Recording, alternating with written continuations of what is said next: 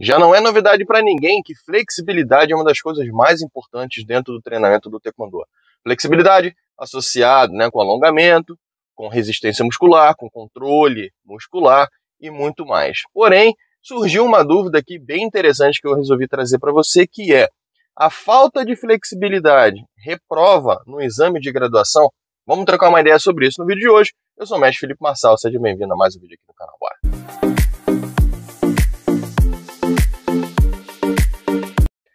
A flexibilidade é um dos pontos mais importantes na execução de uma técnica, seja ela como técnicas de perna ou técnicas de braço, até mesmo socos, cotoveladas, defesas. Então a gente precisa manter um corpo flexível, tá?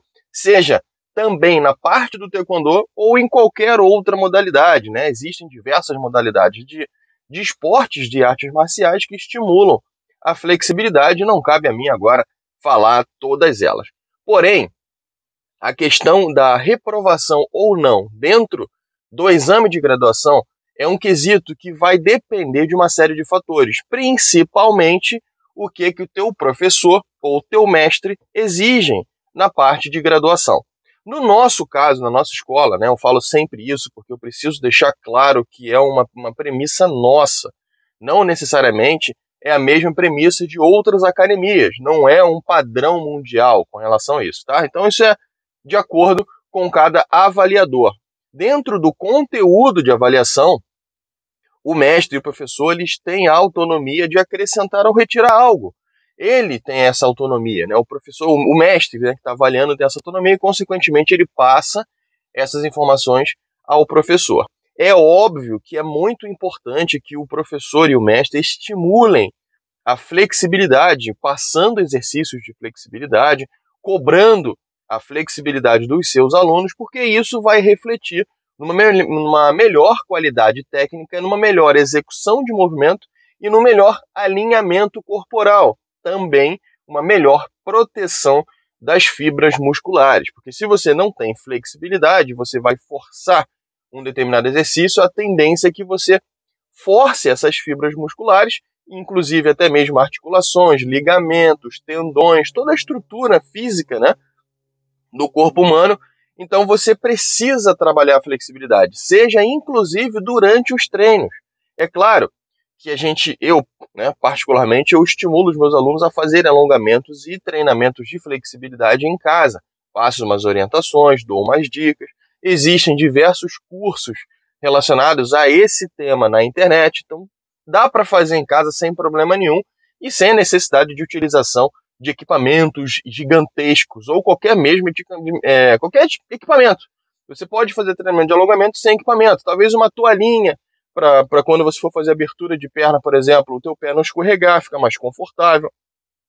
Uma almofada, um pano qualquer, para diminuir a pressão da região, por exemplo, do tornozelo ou do joelho em contato direto com o solo. Então, existem diversas coisas que você pode fazer. E o treinamento de flexibilidade, até onde eu sei, ele não é um treinamento que você faz uma vez na semana e vai achar que vai virar o Jean-Claude Van Damme. Não vai. É uma coisa que precisa ser feita persistentemente, insistentemente e frequentemente. Exatamente. Precisa ter rotina. Quando a gente acha que, vou fazer um alongamento forçado hoje porque amanhã eu vou estar melhor. Não, alongamento forçado, inclusive, pode te fazer o efeito rebote, que é ao contrário do que você quer. Então você acha que está alongando e, na verdade, você está se lesionando. E aí, quando as fibras musculares se recuperam dessa lesão, elas tendem a se encurtar novamente. Então, você pode achar que está fazendo um alongamento em benefício do seu corpo e você está prejudicando o seu corpo. Agora, imagina isso frequentemente, dia após dia, você lesionando. A tendência na musculatura é ficar mais frágil, talvez, e até mesmo encurtar, porque elas vão se proteger de uma eventual lesão posteriormente. Então você precisa fazer alongamento com consciência, tá? Agora, eliminar o aluno no exame de faixa pela falta de alongamento, particularmente, eu já acho exagero. Eu acho que não. Uma vez que consiga executar as técnicas, uma vez que a pessoa tenha condição de fazer o exame, eu acho exagero. Porém, a gente precisa estimular. Então você pode colocar um plus, por exemplo. Nos meus alunos faixas pretas, né, que eu tenho, eu lanço um desafio. Eu dou um benefício para o aluno, por exemplo, vai fazer não sei o que se você conseguir zerar a abertura até o teu exame de faixa preta, por exemplo. Né? Normalmente, a jornada da faixa branca até a faixa preta demora em torno de 5 a 7 anos, né? Num padrão normal, no meu ponto de vista.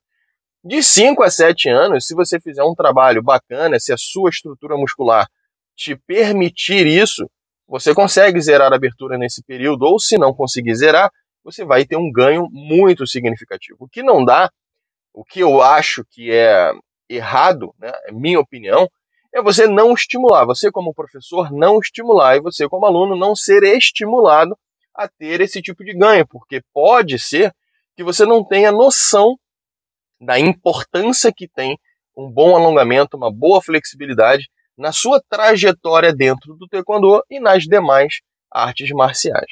Beleza? O vídeo hoje fica por aqui, foi só um recado básico aqui, mas eu acho válido demais você treinar muito ali a questão do alongamento, da flexibilidade, da resistência muscular, do controle muscular. São treinos diferentes em muitos casos, e eu não vou ficar agora detalhando cada um, porém, é importante também reforçar o que eu falei lá no início do vídeo. O currículo de graduação, ou seja, as exigências que você tem para se graduar, elas são variáveis de acordo com cada professor, cada mestre, até mesmo cada federação ou confederação, ou seja lá o que for. Então, pergunte para o seu mestre se isso é realmente a flexibilidade é um item, um requisito para a avaliação de graduação. Talvez seja mais lá na frente, quando você se formar instrutor ou professor, porque você precisa ser guiado pelo exemplo e você precisa guiar pelo exemplo. Aquele negócio de, vamos lá, faz sim, faz isso, faz aquilo, e você mesmo não conseguir fazer, é complicado. Se for algo que seja limitado por conta da idade, por exemplo, ou por conta de uma condição física, é outra história. Mas os professores e os mestres precisam dar o exemplo, até mesmo numa execução, para que o aluno tenha aquela referência, legal, é assim que eu tenho que fazer. E, por sua vez, o mestre também não pode parar de estudar nunca, não pode parar de treinar nunca, não pode parar de fazer, de melhorar a sua qualidade técnica nunca, porque senão, o que ele vai ensinar para os seus alunos? Qual é o exemplo que ele vai dar para os seus alunos? Então, eu acho que isso é uma cadeia. O professor e o mestre devem continuar nesse treinamento, aperfeiçoando sempre, estimulando sempre os seus alunos para que os seus alunos entrem nessa mesma engrenagem e lá na frente eles façam um papel parecido. Te vejo no próximo vídeo, forte abraço e até breve. Valeu!